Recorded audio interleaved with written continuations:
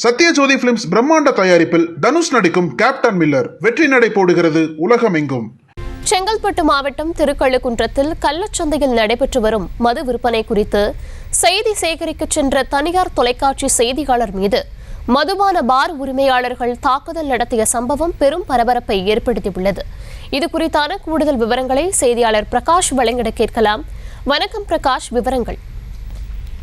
வணக்கம் தர்ஷினி. அதாவது செங்கல்பட்டு மாவட்டம் திருக்கழுக்குன்றம் பகுதியில் கருங்குழி செல்லும் சாலையில் கடையின் 4168 என்ற அரசு மதுபான கடை இயங்கி வருகிறது. இந்த மதுபான கடையில் பார் வசதி உள்ள நிலையில் இரவு முழுவதும் விடிய விடிய கள்ள சந்தையில் மது பாட்டில்கள் விற்பனை செய்யப்பட்டு வருகிறது.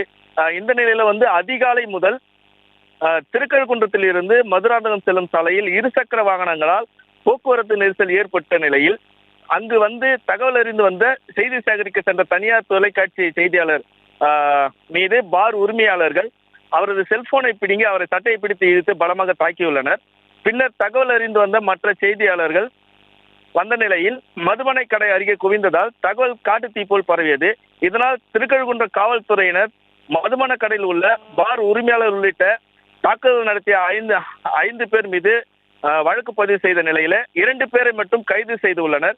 மேலும் 3 பேரை விரைவில் கைது செய்வோம் என தெரிவித்த காவல்துறை தரப்பில் தெரிவித்த நிலையில் அந்த இடத்துல இருந்து செய்தியில் கலந்து சென்ற இந்த சம்பவம் அந்த பகுதியில் பெரும் பரபரப்பை ஏற்படுத்தியுள்ளது. இது மட்டும் இல்லாம திருக்கழுக்குன்றத்துல இது போல சட்டவிரோதமாக கள்ள சந்தையில் மது விற்பனை தொடர்ந்து நடைபெற்று வருகிறது.